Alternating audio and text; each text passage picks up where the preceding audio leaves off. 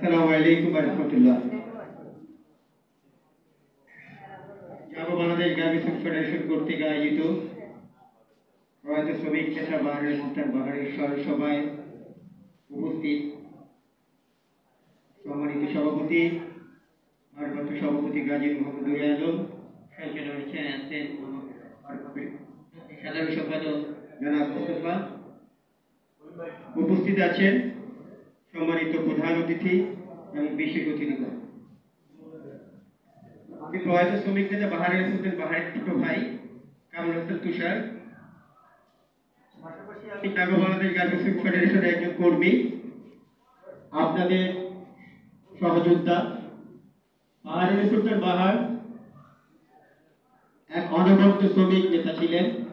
আমি দেখেছি তৎকালীন সময়, আজকে উপস্থিত আছেন, খুব ভালো লাগছে অ্যাডভোকেট আবেদ রাজা ভাইকে দেখে। যখন বাহার ভাই অনেকগুলো মামলায় গ্রেপ্তার হন, আমি দেখি আবেদ রাজা ভাই কিভাবে বাহার ভাইকে জামিন করেছেন, কিভাবে রাজপথে থেকে সহযোদ্ধার মতো পাশে ছিলেন। আমি দেখেছি স্বপন ভাইকে, আমি দেখেছি মোকাদ্দম ভাইকে কিভাবে বাহারের সুলতান বাহারের পাশে ছিলেন। বাহারের সুলতান বাহারের সর্বশেষ ওসিয়তনামা অনুযায়ী, স্মৃতিচারণ তো অনেকেই করবেন, ওসিয়তনামা অনুযায়ী আপনাদের এই মঞ্চে যারা আছেন, যাদের সহযোদ্ধা ছিলেন, যাদের প্রিয় ছিলেন, যাদের শুভাকাঙ্ক্ষী ছিলেন, বাহার ভাই আমাকে বলে গিয়েছিল, যদি আমি কারো কাছে আমার কৃতকর্মের জন্য ক্ষমা প্রার্থনা না করতে পারি, আমার ছোট ভাই হিসাবে তুমি সবার কাছে সেই ক্ষমা প্রার্থনাটা করবে।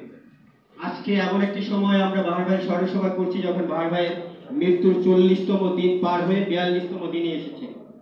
তাই আজকে উপস্থিত সকলের নিকট বিনয়ের সাথে আমি বাহার ভাইয়ের কিন্তু কর্মের জন্য আপনাদের সাথে যদি কোনো কেউ তিনি খারাপ করে থাকেন বা ভালো করে থাকেন, যাই করুক, আপনারা দয়া করে তাকে ক্ষমা করে দেবেন।